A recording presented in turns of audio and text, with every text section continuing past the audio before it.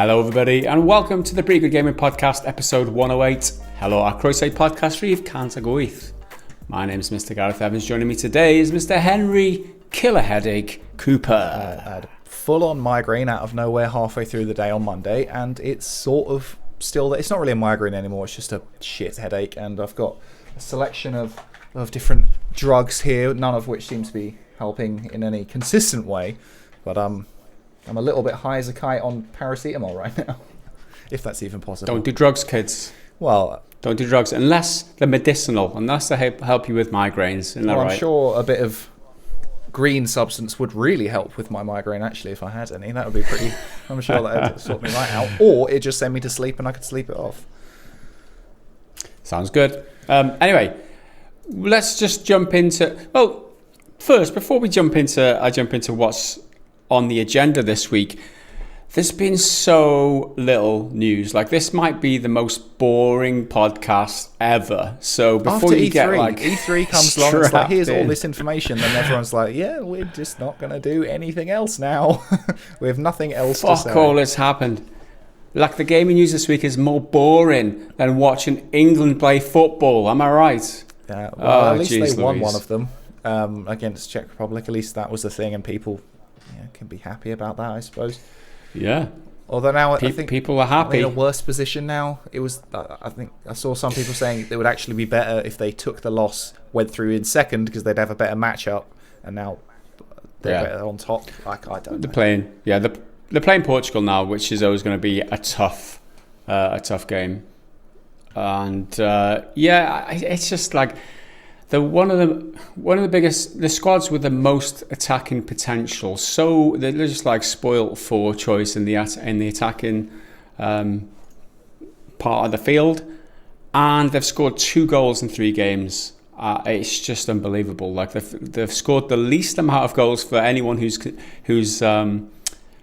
I think, maybe I'm inventing that, but anyone who's qualified for the last 16, they've scored the least amount of goals, and they've also conceded the least too, because they haven't. So watching their games, it's just like paint dry, man. It's just anyway. Wales are through. They're playing Denmark on Saturday. By the time you watch this, if you're watching this on the YouTube channel on Sunday, we might know whether I'm heartbroken or not with Wales having played by then, and then England play on Tuesday. With the Euro chat out, that was a bit of a side talk, let's say, because there's nothing else interesting to talk about. But what we have scraped together is a short mention of how much Bobby Kotick's still getting paid. Steam are clamping down on regional pricing again. Cyberpunk is now on the PlayStation Store with caveats. And then we're moving on to the quiz, questions, triggered comment of the week, other YouTube comments, and then bad dad jokes. So let's get this out of the way, Henry. Bobby Kotick's still getting paid shitloads, right? I mean, that's kind of the end of it. You could just skip this section. That's the extent of it. I feel like that's probably going to be the case of most of these stories. Like that's kind of the beginning and end of it. I mean, we'll be merciful, right? We'll try and move through these quickly and get to like the good, interesting stuff. But like you said, these 3 news stories you know everything there is to know from just the headlines, essentially. So I mean, Bobby Kotick, he's the boss of Activision, one of the biggest gaming companies in the world, arguably one of the greediest. Although there's a few different hats in that ring these days. They had what's called a say on pay vote recently, which is basically means the shareholders get to have a say on how much the executives get paid. And don't get this misconstrued. Don't think it's, maybe it's a chance for, the actual workers, the regular people at these companies, maybe it's a chance for them to get a bit more money. It's absolutely nothing to do with that. It's about whether or not the shareholders want to give the executives a bit more money or keep it all for themselves. And so it's rich people arguing about who gets percentages, really. That's all that matters. So just, to clarify, the workers aren't even in the equation. And it's been a kind of prickly topic for Activision for a couple of years now. Anytime there's the say on pay thing comes to decide how much Mr. Bobby Kotick is getting paid, there's a bit of dissent in the ranks amongst the shareholders. Some of them are happy to keep paying him millions and millions and millions and millions and millions and millions and millions and millions. Others just want to pay him millions and millions and millions and millions and millions. See, there is a subtle difference in those terms. So recently, some of the shareholders were they forced Activision to make some changes, which included halving, literally 50% of Bobby Kotick's salary and his like core bonus, because you get like 1 million bonuses of these companies. That's just how they do business. So everything else, pretty much everything else, like 95% of his total earnings are all performance based, which, you know, that's probably the way it should be, right? You should earn your money. That sounds reasonable. But then the question is, has he performed well enough over the past, you know, financial year to earn the compensation that he's currently asking for, and Activision are going to give him unless the shareholders say otherwise? 54% of all of their shareholders voted in favour. Only 54, so that's really, really tight. 46% of people disagreed with the amount of money he's going to get paid. So he's going to get paid it. The amount of money he's getting paid is $155 million. And that's just this one thing, just the compensation. He'll still get his salary. He'll still get stock options and investments and all that sort of shit. So he's not short of cash. No, in no way is this an immediate loss for him. Although, if you actually look at it, the amount of shareholders who are not happy with the amount of money he's getting paid should be cause for concern for the folks at Activision. They need to start figuring that out, but not right now, because Bobby's got a yacht to go buy or something. I don't know. What do people with millions and millions of dollars do? They just have money. But over the past few years, the votes have been getting tighter. So in 2020's vote, it was 57% in favour, so only slightly better than this year's. But then in 2019, it was pretty okay, 82%. And then before that, in 2018, it was 92%. So clearly the shareholders are being a bit like, hang on, well, you're getting paid too much. And again, not because the workers deserve any, it's because they want it. They want it for themselves. So that's the most fun I have in any of these kind of news stories, because they're just eating each other. I like watching the rich scramble around like rats for crumbs. Anyway, there's one particular investment group who was, in the article I read, who was quite vocal about this, called CTW Investment Group. And one of their executives, called Michael Varner, said, "This is the 6th time in the past 8 years Activision has received less than 70% support for its say on pay proposal, and the 2021 vote is the lowest support the company has received on this proposal in its history." So you could read that as the shareholders have never been more pissed off with the amount Bobby Kotick's getting paid. Yeah. Which is it's a staggering amount. And I'm not going to try and say maybe he should be paid less because he doesn't work hard. I'm sure he works somewhat. I think the workers of these companies who actually do the groundwork should be getting paid way more. That's not to say that these CEOs don't do anything and don't deserve a little bit more, because there is no denying he has made the company a shitload of money from his leadership. From when he joined the company a few years ago. So he didn't start it. He just came in and has, made it what it is today. There is no getting around that. So he deserves something for that. But I just think getting that much money, and then you're also laying off studios left, right, and centre, and all of these other things, which should mean that your company's not doing well, but then you still walk away with millions and millions and millions. That's just wrong to me. That's it. I'm reading this article here. In April the 30th this year, it was announced that he was only getting half of his salary. Like he took a 50% salary cut. Like, poor guy, only down to $875,000 a year. That's what one of the things these investment groups were saying. It didn't matter because the salary he lost is just being made up by compensation anyway. His annual take home is the same. The annual bonus. He can still earn up to 200% of his base salary in an annual bonus. So that's 1.75 million just in a annual bonus. And then the stock that I get, the stock bonus, is this $150 million worth. So he could just sell that stock at any point and realize that cash. So this is a guy worth, according to this article I'm reading, over £600 million.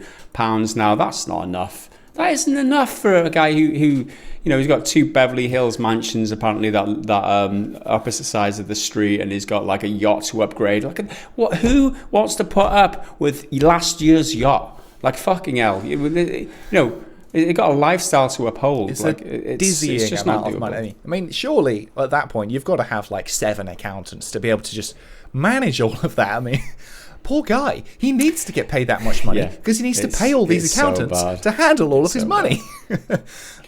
Well, I read somewhere, right, in his defense, like he took Activision's net worth from £10 million in 2000 up to numerous billions worth of pounds now this year since he was at the reins. So, he grew a business. He should be a rich motherfucker and just take all the money from that business, right? While still laying off people. And I think that the profits were the turnover, $8 billion last year from Activision, which is up from 6.49 or 6.5 in 2019. So he's making money hand on over fist for this company, thanks to Call of Duty Warzone or whatever microtransaction laden bullshit that they're spitting out from this company these days. It's just money. Just money. That's all it is, guys. Let's not get angry. Yeah, that's it. Like, you can't even be mad. It's the nature of the game at this point. It's the system functioning as designed, and he's playing it well. People play Call of Duty. He plays business, and he's really good at it, evidently.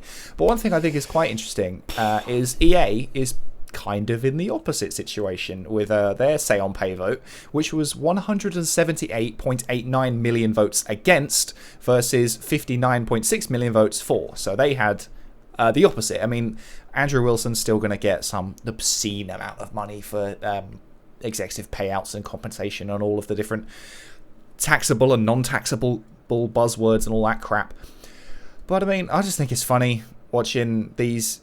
It's rich people fighting rich people over percentages, which are more than most ordinary people will ever earn in their lifetime, despite how hard you work. I mean, CEOs, their job isn't to like make games. Their job is to make money and do like deals and talk to people and shit. But I don't believe anyone works in pure labor terms works hard enough for $155 million in just like one thing, not in factoring in salary or other bonuses or anything. That's absurd. If you want to talk about it in labor hours, which is what a lot of, that's the value of your work, right? The people making a game, which ultimately is just a game, it's not anything really important. It's an entertainment. We could all live without it. It's a material thing. The people, hard work, coding, possibly crunching overnight, missing important things. Is that person working as hard as this CEO, or are they working much harder? I'm not going to say whether they are or aren't. I don't know. I'm not in either of those positions. But seeing these millions and millions and millions in bonus money or compensation or whatever you want to call it, and then the actual people building the product that is being sold and making all this money get none of it, or like a tiny. Well, they get £200 gift cards when they get laid off to spend in their own at least there's some ecosystem. Imagine that. Imagine them turning around to Bobby Kotick and saying, "Well, we don't want to pay you this to 150 million. How about 150 million a few points. £1 million worth of?" that'd be go right up his. That'd be some karma right there. I've just read another interesting stat here. Activision Blizzard is expected to hire 3,000 new staff in 2021. How many of them they'll lay off soon after is yet to be seen. We're talking about Bobby Kotick's money, how much he's going to get paid now. There's bound to be some sort of layoff in the offing soon because that's what they do at Blizzard, Activision Blizzard. Well, I hope he enjoys it. I hope he buys himself something nice and shiny. I hope he chokes on it. I hope he chokes on it. I hope he goes out and has the most expensive meal he's ever had, like caviar and lobster, whatever, and he chokes on the fucker. That's what I hope. Chokes on his fucking card points. Anyway, let's move on. Steam is to add more restrictions to prevent regional price abuse. So this is a thing that's been happening on Steam for a while. As you may or may not know, Steam offers game prices per region. So if you're from like a third world country, for example, you'll get offer a game for a cheaper price because the economy is lower. And yes, it's just a nice thing that they do. they don't sell you it for $60, for example. If you live in a third world country, they'll half the price or something like that. And people have been exploiting this by using VPNs to go from, say, Britain, UK, or America, and pretend that they're in this third world country to buy the games up, and then they get in the games at a knockdown price, essentially. So they introduced some measures last year to force people to have to use a payment method from the country that they're registered as. So it would like introduce a little bit of a stumbling block for someone who just like pretends they're in Argentina or whatever, and if they don't have a payment method from Argentina, they can't buy the game. But now they've changed again to crack down a little bit more. Like I said, this is just one of the news stories that's making the rounds today. The most talked about thing on Reddit, especially. So that's why I'm talking about it. It's not particularly interesting. Oh God, no. But what they've done now, is that they're only allowing you to change your region on the Steam store every 3 months. So if you are used to using your VPN to jump around the world and find the best deals, you can't do that. You can only do once per 3 months now, and you have to have a payment method from that country. That is the beginning and the end of that news story. Let's move on.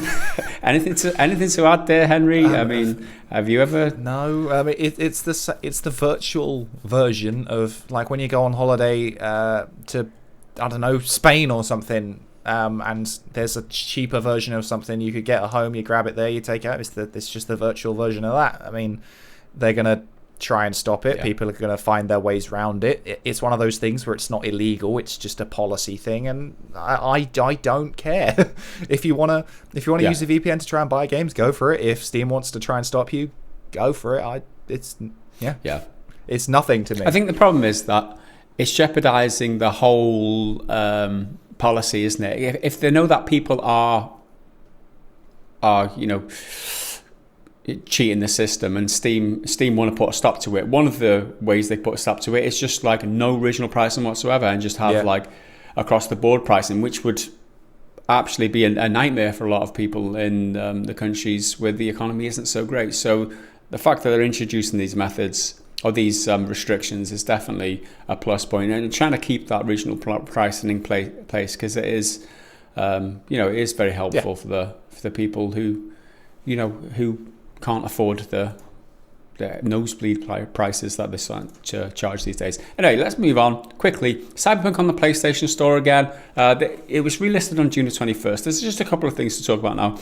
It's the fact that it's on PlayStation again, but even PlayStation doesn't want you to play it on the PlayStation 4. Handling it with gloves.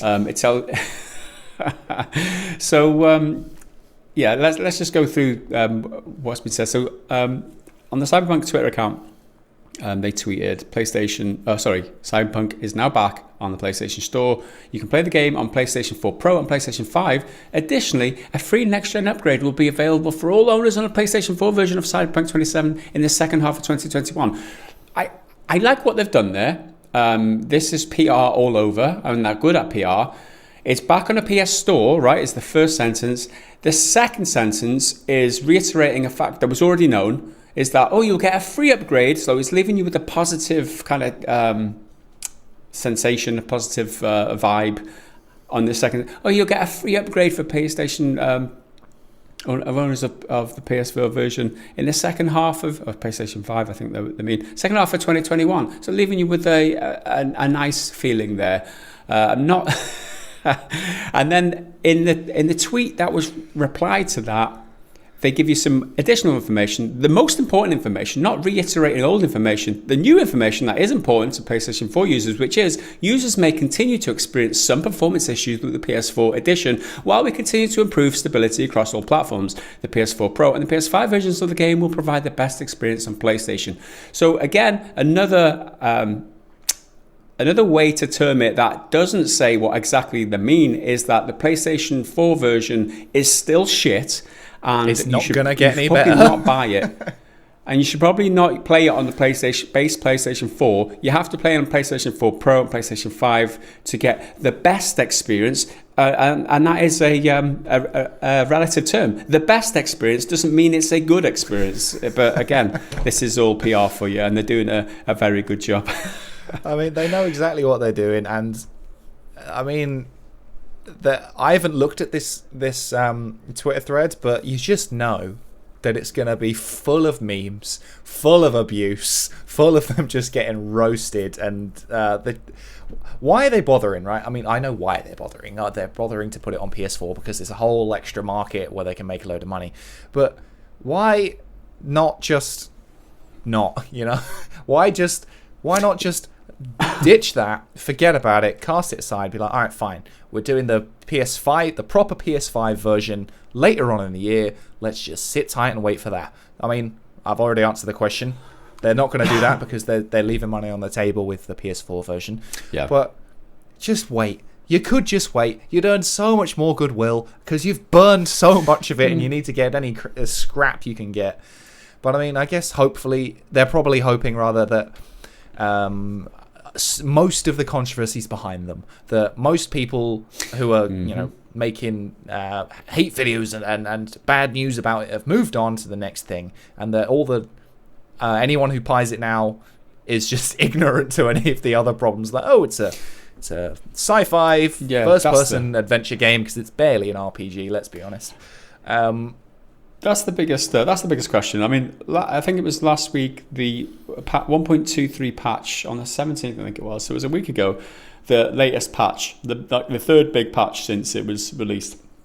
And then, like, a few days later, PlayStation comes back to the PlayStation Store. So the question is now, it's in the minds of consumers, like, it's back on the PlayStation 4. They've had a recent patch. It might be worth going back to now. It might be worth buying now. And that's, it's back on the PlayStation Store. It might still be worth playing. Not necessarily. On the PlayStation Store, there's a notice itself, which is very unusual. It says in block capitals, important notice. Users continue to experience performance issues with this game. Purchase for use on PlayStation 4 systems is not recommended. For best Cyberpunk experience on PlayStation, play on PlayStation 4 Pro and PlayStation 5 systems. We don't recommend you buy this on one of our hardware for the best experience, which again, it's that relative term again. It's the best experience. It doesn't make it a good experience. It's just better than the other shit experience. So that doesn't tell you anything. And it does tell you in the listing on the PlayStation Store that the game is likely to still be shit. I've never seen that before. Like, that's at least wild. It's back on the store. At least the memes are gone. I mean, yeah, right. I'm a loss for words. From Sony's perspective, as the business that they are, they're very good at, or they do very good at making money. That must have been a nightmare to compose that sentence. I'm sure they spent literally, it's just one sentence. Users continue to experience performance issues with this game. Purchase for use on PS4 systems is not recommended. I guarantee they spent a long time finding a way to say that, which for all intents and purposes it says, don't buy it on PS4, it's shit. Buy it on PS5 instead. But we can't put buy it on PS5 instead because so many people don't have PS5s. It's not technically the PS5 version, it's the PS4 version on PS5. That's wild that they've actually come out and said that. I mean, it's not going to be front and center in their on the store page or anything, but it does say important notice, which is in capital letters and should get your attention. At least they're addressing it, and that Sony are doing the right thing. Yeah, for sure. For the people who are wondering whether it's in a fit state anymore, it doesn't tell you objectively whether you're going to get a good experience on the PS4 Pro or the PS5. It just tells you that it's better than the PS4 version, which isn't telling you anything really. But anyway, at least it's there. And then the final bit of news regarding Cyberpunk 2077, it was Microsoft's refund policy is changing now. So it was a kind of policy at launch, they didn't take the same stance as Sony and PlayStation. They left the game on the store, but they said anyone who wants a refund can have it. Yeah, no questions basically, asked, we're not limited to any refunds. But now that's changing, and from the 6th of July, they will default to the regular refund policy now. They won't have a special refund policy for Cyberpunk 2077. And this is due to updates, apparently, and the quote from the website says, update on Cyberpunk 2077. The team at CD Projekt Red continues to work hard to improve the experience of Cyberpunk 2077 for Xbox players and has made a number of updates. Given these updates, Microsoft will be returning to our standard digital game refund policy for Cyberpunk on July the 6th for both new and existing purchases.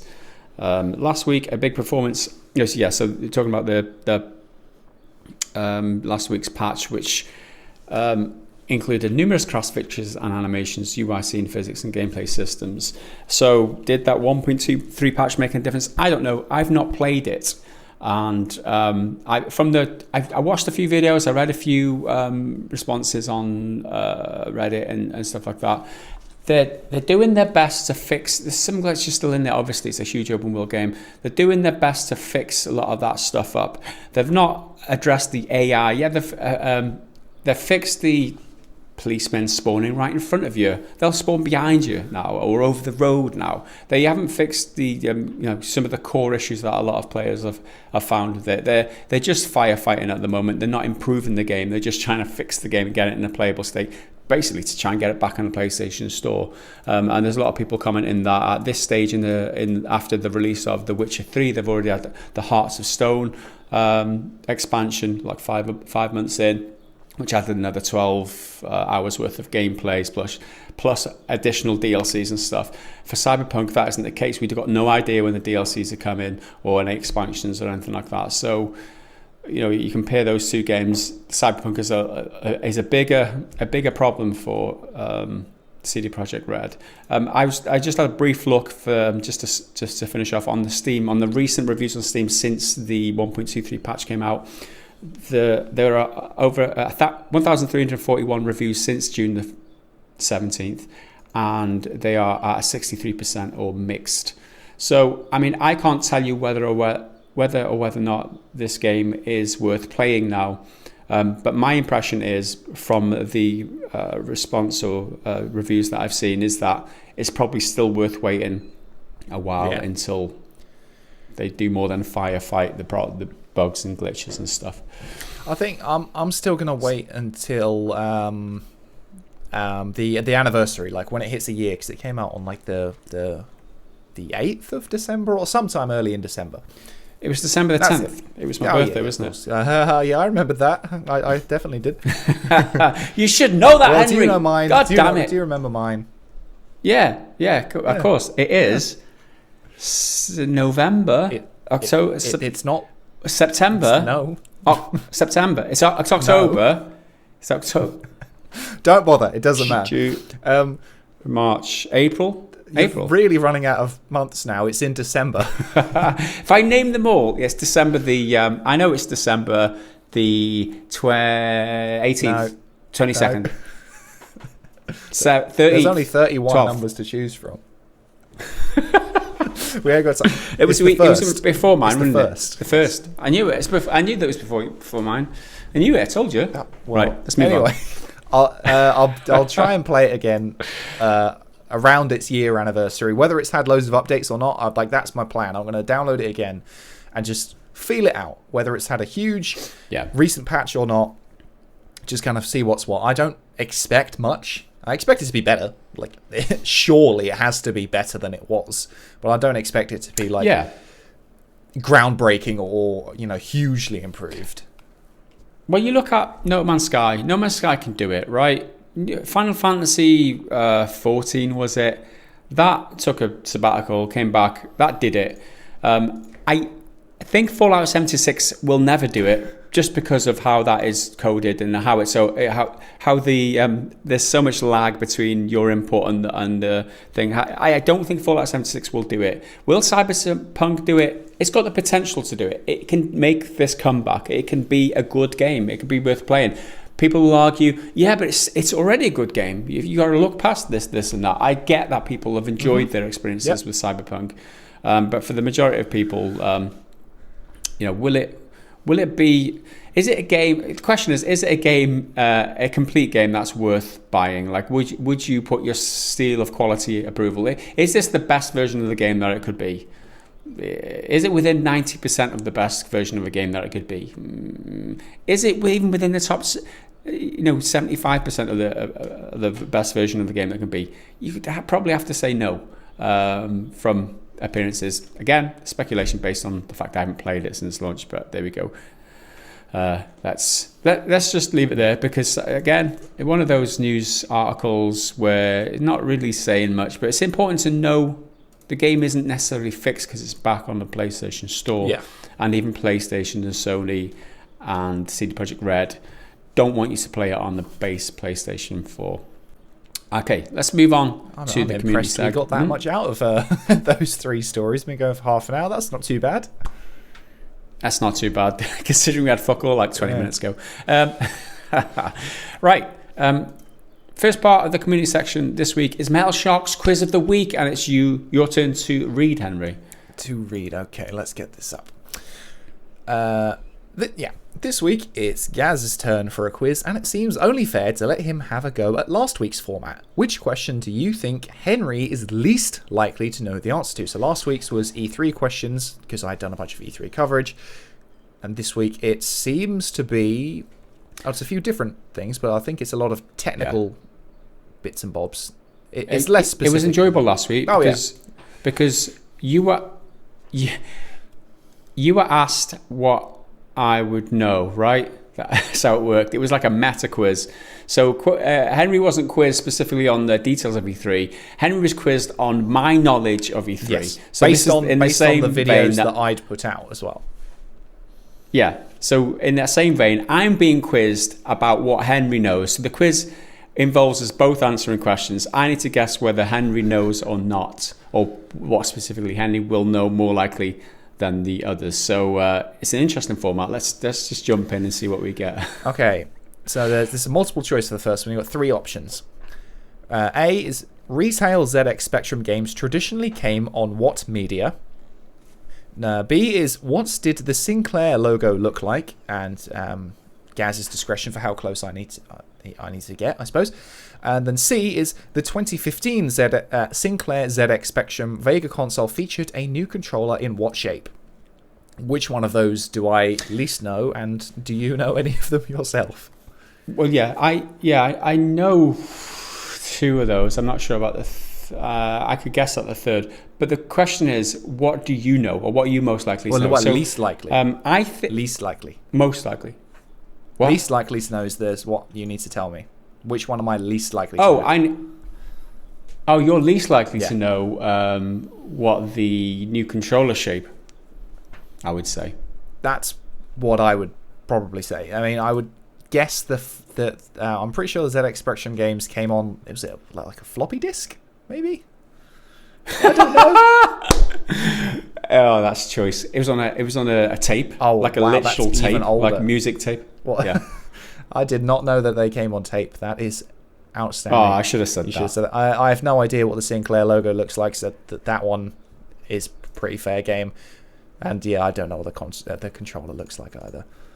It's a rectangle. Is that particularly groundbreaking? A rectangle controller. Yeah, rectangle controller. Well, the logo's like a stripe, rainbow stripe, red, yellow, green, and blue, with the word Sinclair.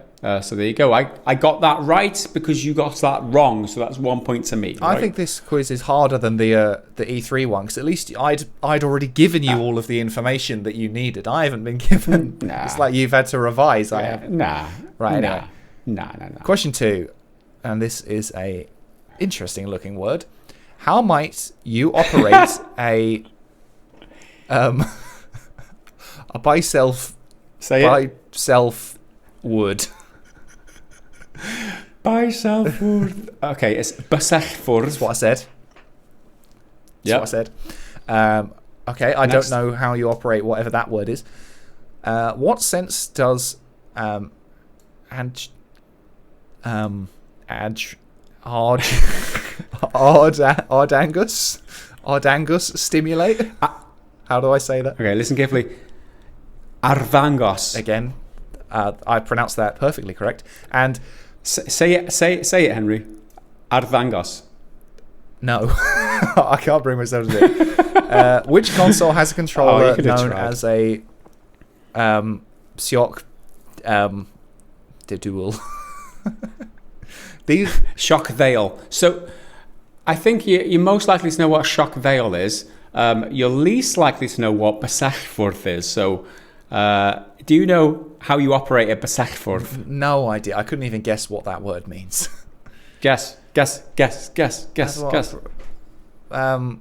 do I... Well, the question is how do I operate it, not what it is. I think you operate it with your hands. Oh, your fingers. Oh, is it a guitar? Is it a guitar? It's a keyboard. Oh, okay. It's a keyboard. The one I probably would have... So the Arvangos was... The one I perhaps could have guessed would be B, because it senses and there's only a handful to choose from. But even then, it would just be a shot in the dark. Well, the word shock, right? Shock veil. Shock? Don't you know what like 2 is in Welsh? No, why would I know that?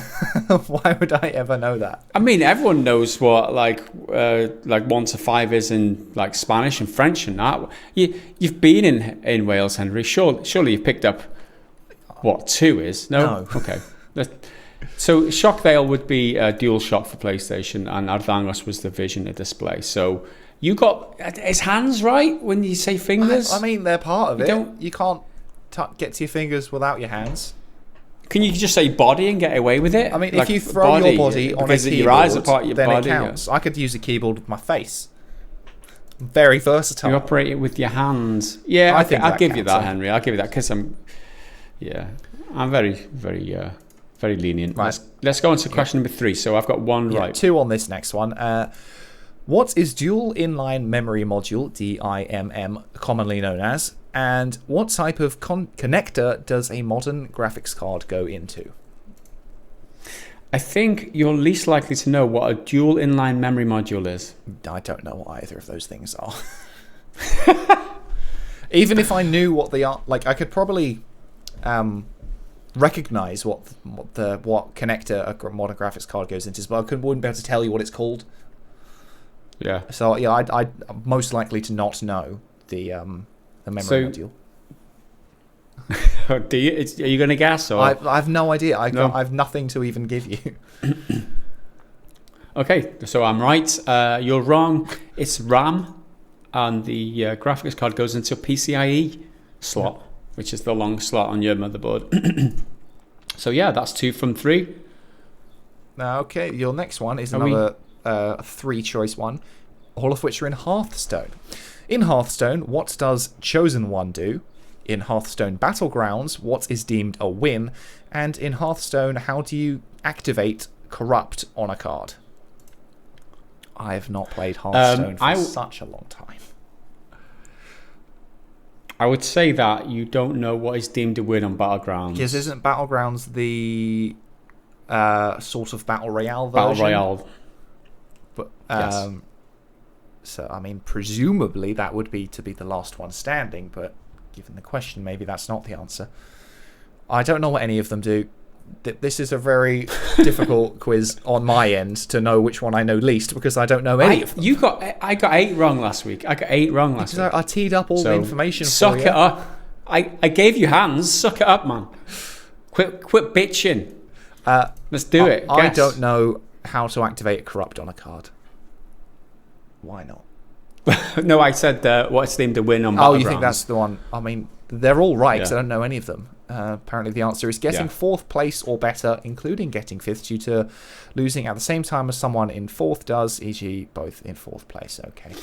So you have You're just going to walk through the rest of these. All right, 5. They're going to move through these quickly rather than just saying how much I don't know. How many lettered buttons did Sega Mega Drive have? And B is, without the use of a cheats device, Game Shark Pro Action Replay, name one multiplayer map from Nintendo 64's GoldenEye. You get 3 attempts.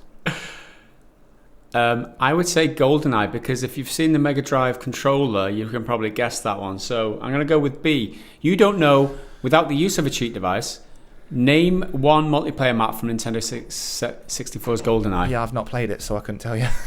We didn't have an N64 when I was a kid, so I can't tell you any of them.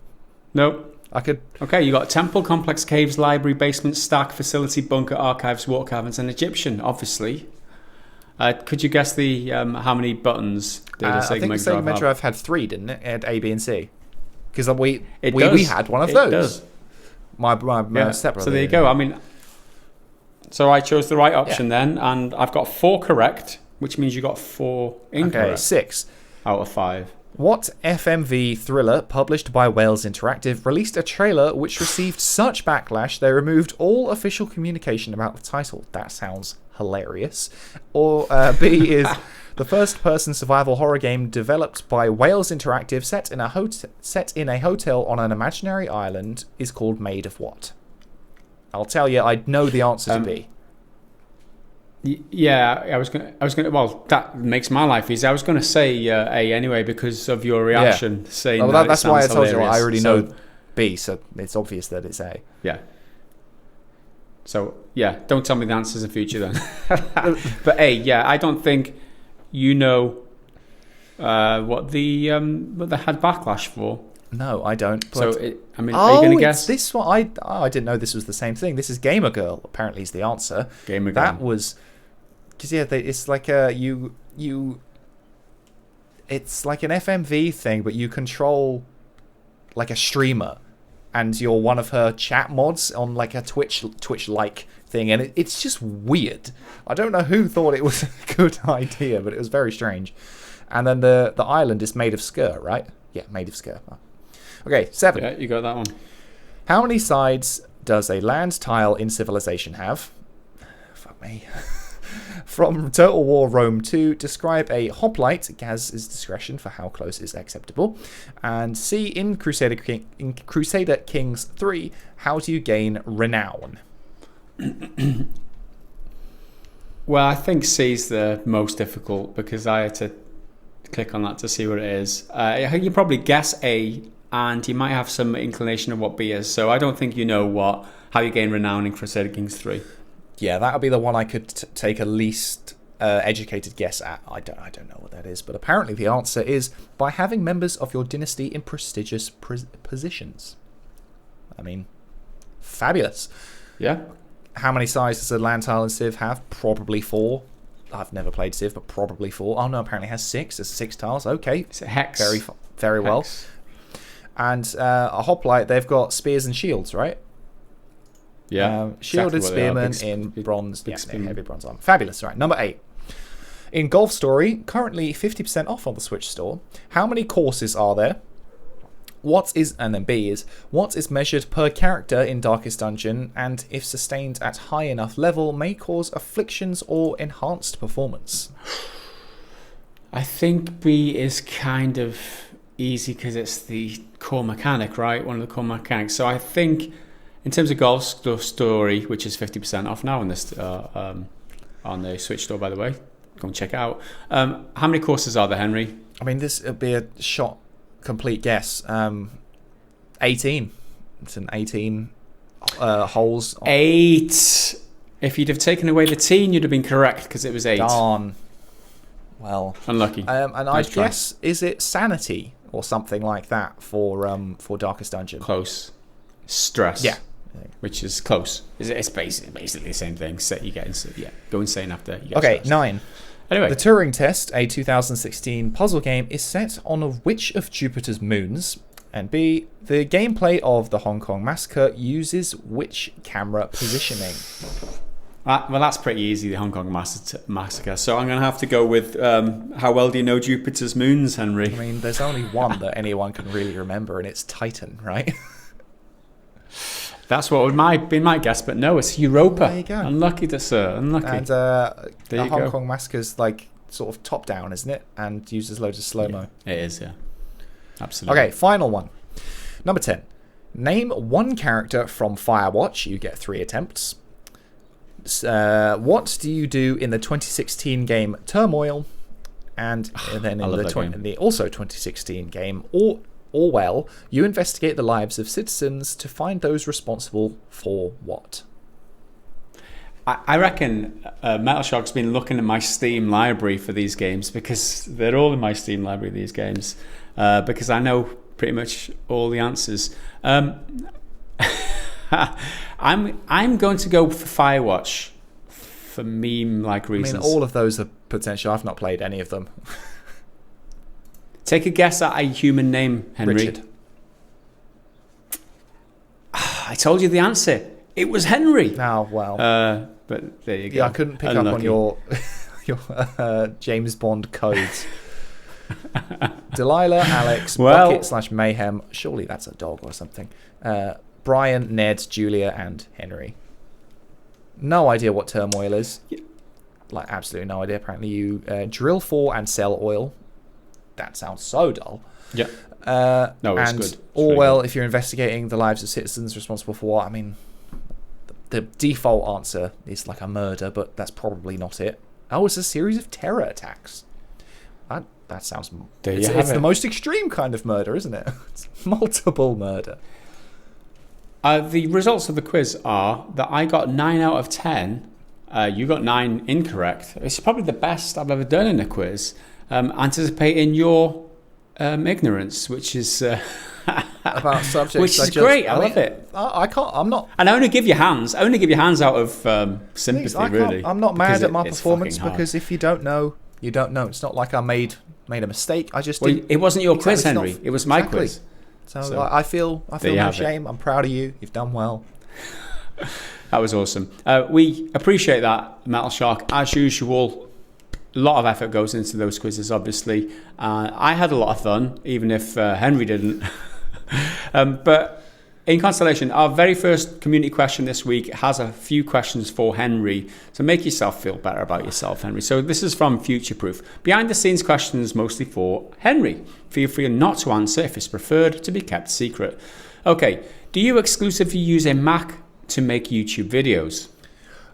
Yes and no. I exclusively edit on them, but on the Mac, but that's basically all I do. I could edit on the PC, but the software's not as good as Final Cut, or rather, it's not that it's not as good, but I'm not as familiar with it. So I've got my system and my rhythm, so I can do it quite efficiently. But I do everything else on the PC. I'll write everything on here, and then I'll in the morning. Sorry, somebody at the door, dude. Sorry, keep going. Very well. Gaz is vanishing, so I'm just going to keep jabbering on. I'll write in the mornings. Then I will record the audio on here through the mic and everything, carry it over to the Mac, edit it on there, upload it from there, and then move back to the computer while that's uploading and exporting and everything, and do thumbnails and titles and all that kind of crap. And then usually by the time that's done, it's finished uploading. Gaz has returned. Welcome back. I can then compile it all within YouTube on either here or there. It doesn't matter anymore, but it's basically just editing for the Mac. Cool. Question two, or the second. Question. That was question 0. So this is question 1. Can you list the software you use to make your daily triple videos? I'm sure I've done this before, but audio recording, which is currently recording now, is in Audacity. It used to be Logic, but Audacity is just on this computer. It's basic, it's simple. All you got to do is press record and you're done. Final Cut Pro, I think it's 10. It is 10, right? It's probably 10 point something. Yeah. Whatever the latest version of Final Cut Pro is, that's on the Mac for video editing. Then a image manipulation program called GIMP, which it stands for General Image Manipulation Program, but it's just called GIMP. For making thumbnails and stuff. That's very simple. It's basically the most rough, stripped down version of something like Photoshop, and it's pretty free. Yeah, it's free. It's easy. And that's basically it. I don't really need to use anything else. I mean, if you want... Sure, okay. Let's move on. Question 2. Can you describe the behind-the-scenes process from video idea to completed video? The longest part is finding something worth talking about, or finding something I give enough of a shit about. Because there's so much stuff I'm like, I don't care that... Apex Legends has changed their monetization in a free-to-play game. I don't give enough of a shit to make that something happen. But eventually I'll hopefully find something, and then it's a case of reading and reading and reading. I read significantly more than I end up writing, obviously, because you read different things. Write it. I don't really tweak it that much after writing it. It's normally pretty, because I need to be efficient, and I write in such a way where I try to strip out as much bullshit as possible, and then occasionally I'll put bad jokes in, but that's just for me. I don't give a shit if anyone else laughs. I think it's funny. Then it's recording it, which takes a little bit of time. The average recording is about probably about 12 to 14 minutes, and then that's a lot of like stumbles and retakes and edits and me shouting at myself because I've made a mistake because I'm a moron. My girlfriend loves it. She laughs every time and I get really angry. Then export it, edit it. That takes a bit of time, but sometimes that really just depends on what is in the video. If it's a thing with lots of different bits and pieces of footage, that can take time. But if it's something I've already got footage for, don't need to download it, I can just throw it up. Or if it's something like where I've got my own gameplay, I don't have to do anything, I can just put a wholesale chunk of gameplay, then it's basically done. Upload, as I said, then do thumbs, titles and all that crap, and normally by the time that's done, it's finished uploading, then it's just putting it together. Awesome. Question 3. How do you make a slowly scrolling screenshot in a video? I've heard one creator uses Keynote on a Mac. I don't know what Keynote is, but if I don't really do slowly scrolling screenshots, but if I ever do anything moving, I'll just keyframe it, which is it's the most like bare bones version of animation. You just pick points where you want an image or a thing to go, and then you effectively time it and find specific points in the timeline where it will get to that point, and you manually align where it's going to be. It can be a bit of a pain in the ass, but if I was to do it with a screenshot, pick one point off screen, 1 point below screen, and then just let it go, generally in time with the reading. But I've taught my 10-year-old daughter. She started out on making YouTube videos and that. She started doing her own editing, and even she knows how to do keyframing. Just pick a start point, pick an end point, and then how long you want it to last, and then it will transition between point A to point B within that time frame, and that's how things move. Essentially, it's really easy on the editing software, Final Cut. Okay, question 4: does Gaz also use a Mac for making YouTube videos? Absolutely. I've used it for years now. I think it's 2015. I think 2016. Yeah, I wouldn't go back. That kind of ties into the last question. Have either of you tried making videos on a PC before? How viable is it? I used to before a Mac. It's just so easy to use in the Final Cut Pro, and Final Cut Pro is such a reasonable price. There's no monthly subscription. It's like $200 for like a high grade editing software, and it's like professional grade. It's really awesome, and I wouldn't recommend anything else really. If you're like about to pick up video editing, most companies will use something like Adobe, but I think that's such a pain in the ass to start with, because it's a subscription based thing, so it really racks up, and it's not practical if you're not like making money from it, if that makes sense. Like if you're at a point where you're an editor and you're making money from your thing and you can then justify purchasing something like Adobe every month, that's fine. But if you're just an amateur, I don't think there's any need to pay for any editing software. There's loads of free ones or budget-friendly versions, unlike Adobe. You like Sony Vegas Pro is one that a lot of people recommend. You know, those types of non-subscription based. I think the subscription model is so cheeky. It's so cheeky. It's so bad, so bad. It's because they can get away with it. That's all the questions from Future Proof for now. No, for this. Yeah. For the whole podcast. So let's move on to the next. Oh, did a problem there. Next one is from Balthazar Gent with that's a DJENT Gent. That's in the music genre. At PGG Gaz, if you were to take a Total War game, what settings would you choose, and what mechanics would you add or remove? For me, it would be Lord of the Rings Total War, and use the Fellowship as a hero army. They can't straight win up battles, but they could have specific objectives and rewards on the campaign map. That sounds awesome to me. Obviously, I think I've said this before, but Total War for Lord of the Rings Lord of the Game Rings, of that's what you Thrones. said. For Game of Thrones, yeah. Everyone. I knew you were going to say Game it. of Thrones, Total War, any time of the day. Also, any medieval. I know medieval is one of my favourite genres. Like, just, Total War with, just give me swords and shields and spears and just that way you're fighting at any point. That's one of my favourite. And with Game of Thrones, though, having dragons in Total War game would be fine. Not too much magic, though. Yeah. Because magic in a Total War game just doesn't do it for me. So give me Game of Thrones with only a couple of dragons, please. Okay, thanks for that question. Cloney has the next question. How are you guys doing? How are you dealing with the heat wave? How is the weather in Wales? How's the girlfriend and the family? So, Henry, how are you doing, Henry? Well, I've been kind of ill this week. I got my vaccine jab on Saturday, the Saturday just gone, and I felt okay. But then the next day, I didn't feel ill or sick or anything. I just felt like knocked over. Like I'd run a like a 10K the day before. I just felt like tired the whole time. But that was fine. Then my brain decided to give me a migraine on Monday, which I'm still dealing with the ramifications of as we speak. But it is what it is. It will get over itself eventually. But this weekend, I finally going away with my family, with my mum and my siblings. That should be a great time. I've not seen my mum since she was in hospital over Christmas, so that's going to be really, really good. Really looking forward to that.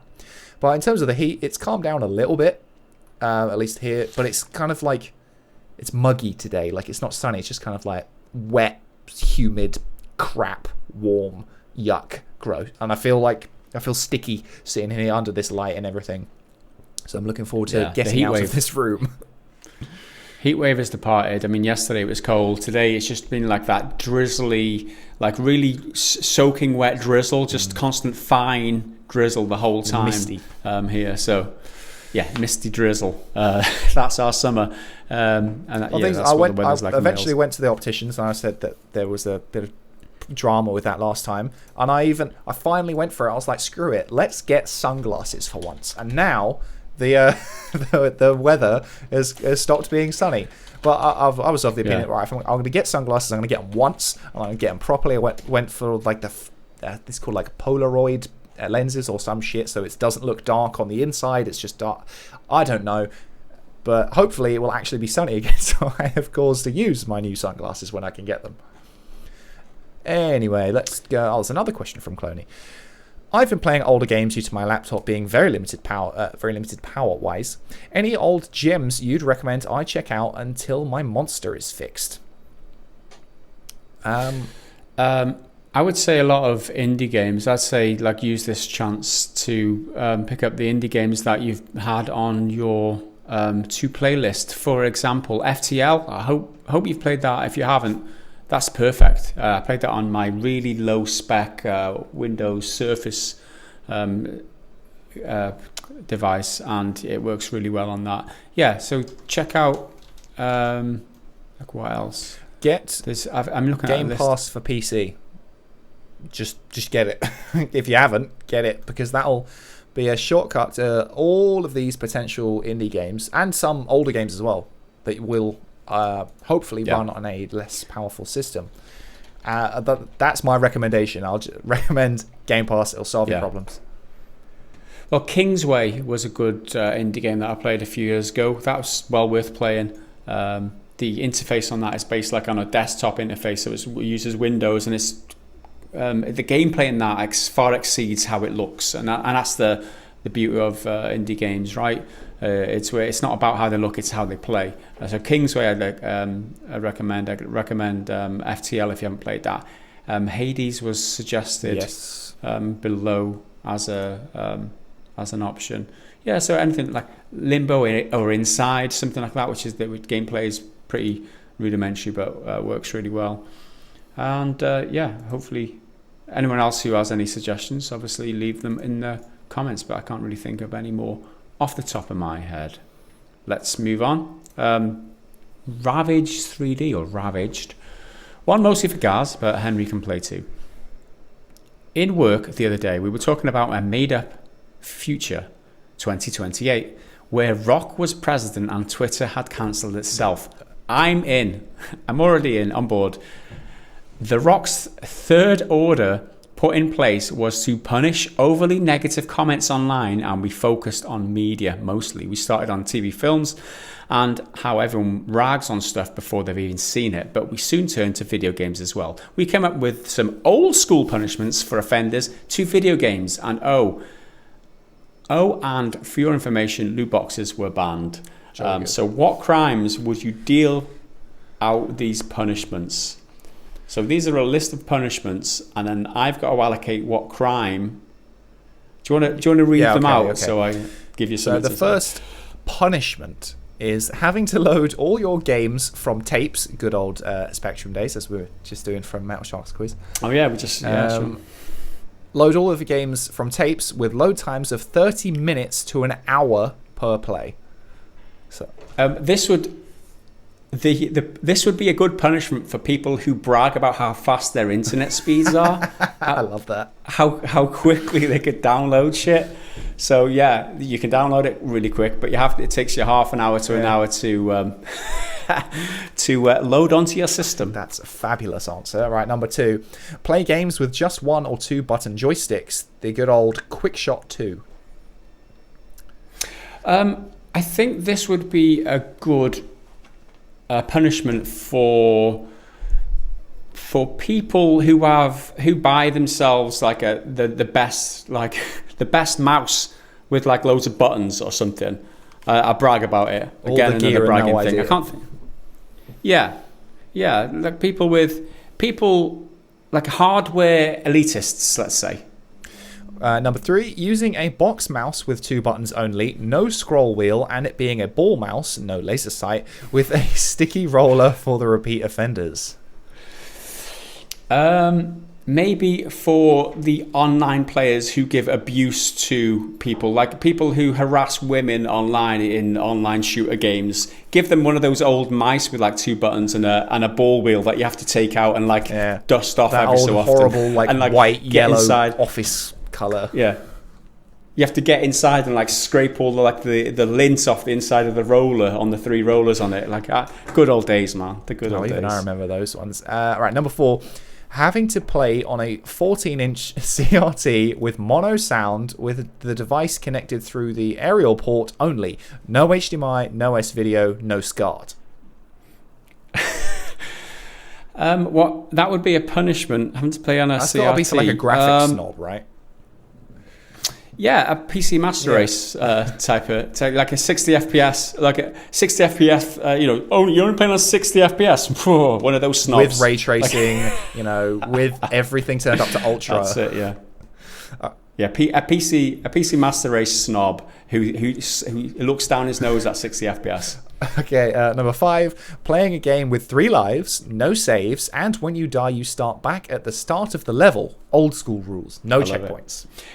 This would be the perfect punishment for the get good scrub crowd. For those, they'd like it though. I think Dark Souls. They'd enjoy it. Yeah, they probably would. But having to go back to the start of that level every time, I guess that's how it works. But yeah, that's my punishment for the get good scrub. Okay, final one, number 6. Game would be installed on multiple floppy disks, which you had to swap many times over when you loaded something new. I'm looking at you, Monkey Island 2. Also, 1 single floppy drive. Yeah, you literally have to just like swap them over. Insert disk 3, and then 5 minutes later, insert disk 4, and like insert disk 1, and then you're back to playing. This would be for, I guess, the people who brag about like how fast their SSD is and how the loading times are like almost minimal, like the PlayStation 5 players who are like, yeah, my Spider-Man game loads in 3 seconds flat, and then they've got to use like these floppy disks to get it. That'd be fun. Fabulous. So yeah, that's the end of those. Great questions. So to finish this up with, have fun. Remember, real gamers, your less than 60 FPS runs, crap load times are too long, screen res not clear. It's nothing on us old gamers. Yeah, so Eat Old shit. school gamers rules. Thanks for that question, Ravaged. The final question. The very last one. This is the most important question of the podcast. Angry Hobbit asks, would you rather have a dick the size of your little finger or dicks for fingers? Oh dear. Jeez Louise. Henry, would you rather... Well, how is it my dick for fingers specifically? Like, is it the same dick for every finger? That's what I mean. or are they? Because obviously these are all it's up different to lengths. you. I mean, if you want 10 people's dicks on the ends of your hands, that's up to you. Or if you just want your own dicks, this is getting too deep already, Henry. You've taken it to another level already. I mean, my penis is currently the size of my little finger, so I think I'll just stay with that one. Yeah. I'll keep my regular fingers.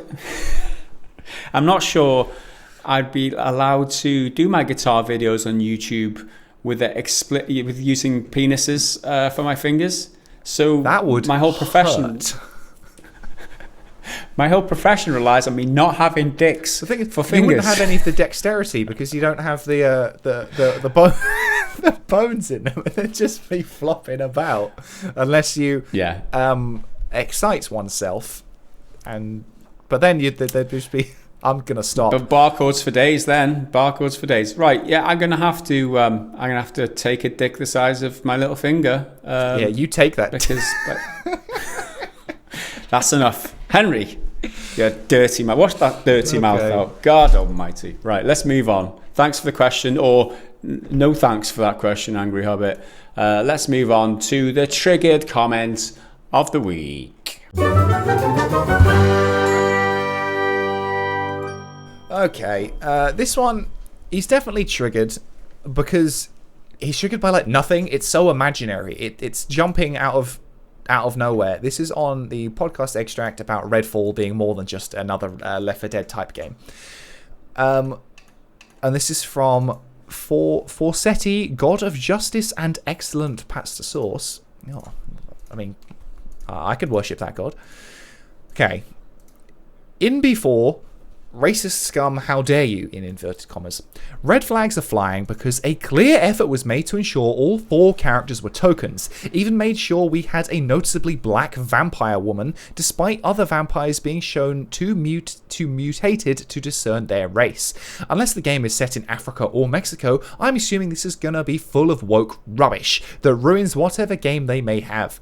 I expect this game would have those classic Left 4 Dead style character conversations, but they will all be talking about how homosexual the characters are, or having one of the minorities talk about how this horde of aggressive pale attackers reminds them of regular life in America, and how not much has changed. This is your clear anti-woke type sensibilities, and which, I mean, I don't even entirely disagree with anti-woke sentiments a lot of the time, but this is so, like, out of nowhere.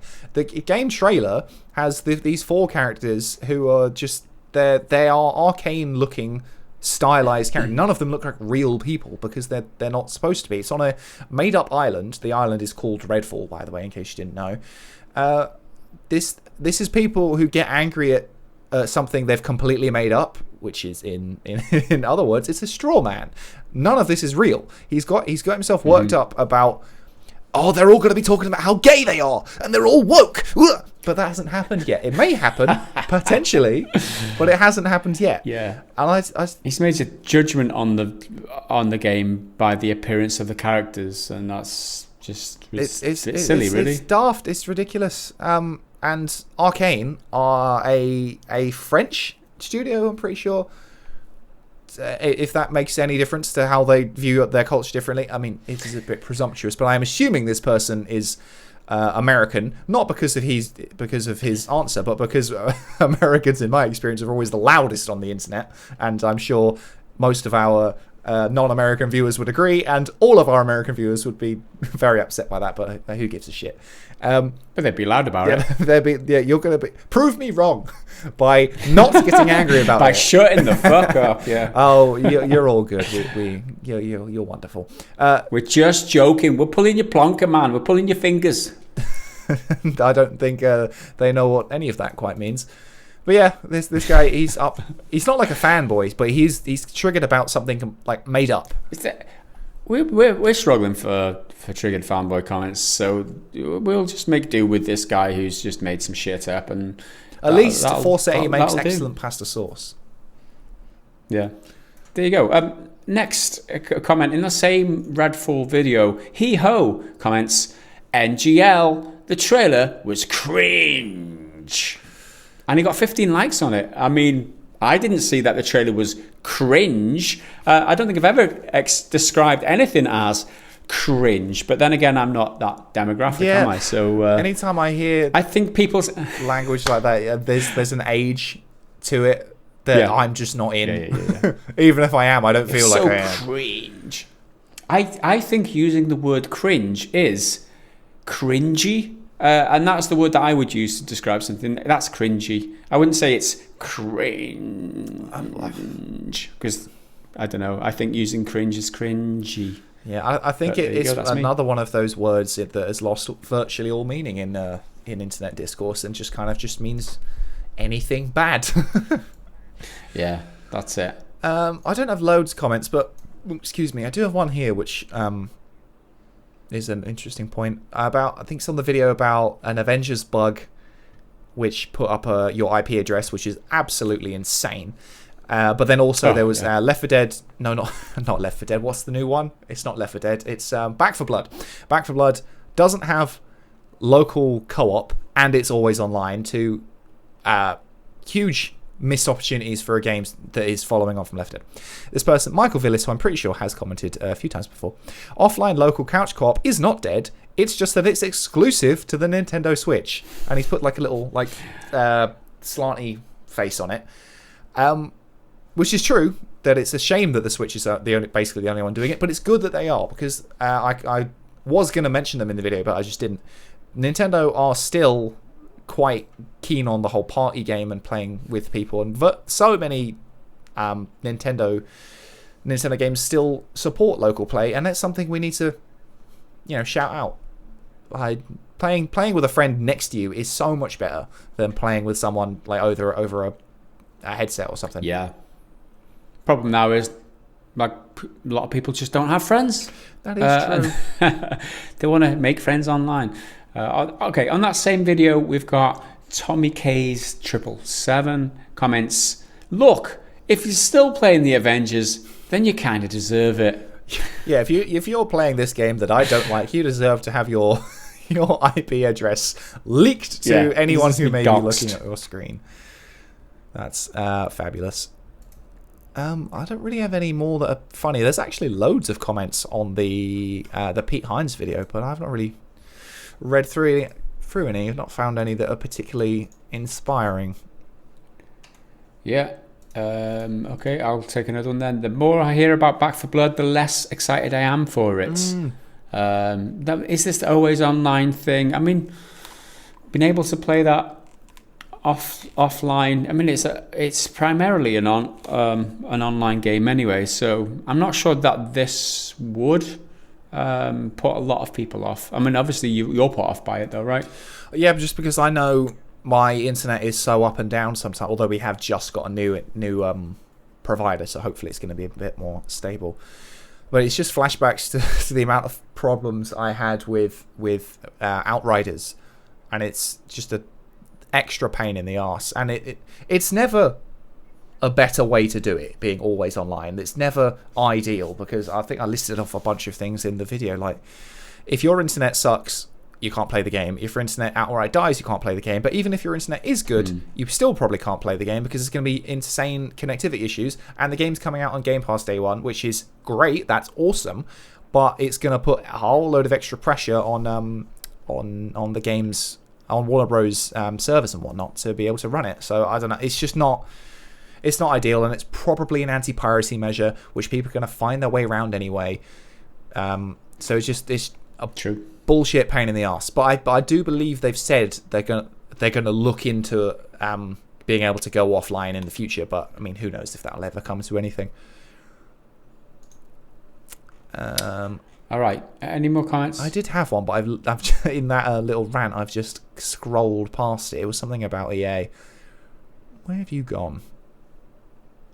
Oh, I can't find it anymore. I've got a comment here from Nepocrates. Comments, good video, and then arrows his own comment saying, no shit comment. So, no shit comment, that was a good video. Yeah, absolutely. But then saying no shit comment kind of introduced some shit. No shit. But so, there you go. One here, Anarchy Chef 2. Loot fucks. That's spelled F-U-X. It's not a rude word, not at all. At this point, I've seen surprise mechanics, stupid simulators for so long that I am numb. You are not the only one. I really don't feel any sadness anymore for the ignorant, in inverted commas, just in case you didn't get that. Gaming is the biggest entertainment industry in the world, Craig. If you don't know what a shitbox is, you're not a gamer, and you have no business in the electronic market. It's like a child wandering into a casino because he sees McDonald's at the back door. You bought the ticket, now enjoy the ride. Watch your and it's as if he bumps his head. I thought that was an interesting little narrative of a comment there. But I'm pretty much done for comments here. I've rung everything. I can't see anything else interesting worth. It's because there's been nothing going on this week. Yeah, there you have it. So that kind of that is the end of the comments section, community section. Let's move on to the final section, which is the bad dad joke of the week. Okay, Marcus Hicks has got the first one. Whether you'll think this is cringe or not is up to you. During the Middle Ages, Western France was apparently well known for its group of singing knights. They were called Brittany Spears. Is that cringe, Henry? Oh, just cringe, not based. Cringe. Okay, got one from Dayoff. I was telling my friend how I invented a gun that fires sodium chloride bullets. A salt rifle, he asked. Nope. That's too much. Too much of a stretch. Yeah, bit of a stretch that.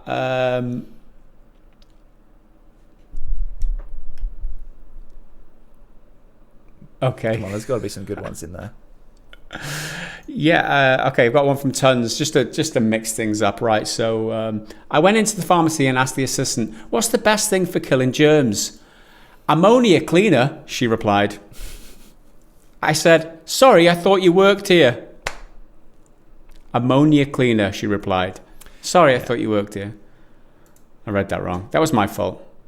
Sorry, Tons. I made a mistake. Man, it's quiet in the news, quiet in the dad jokes. What is wrong with the world? Okay, yeah, that's it. That kind of sums up the podcast, really. A misread bad dad joke. There you have it. That was the podcast, and that's all you're getting, and we are sorry. We will see you again in the next podcast. Until then, bye for now.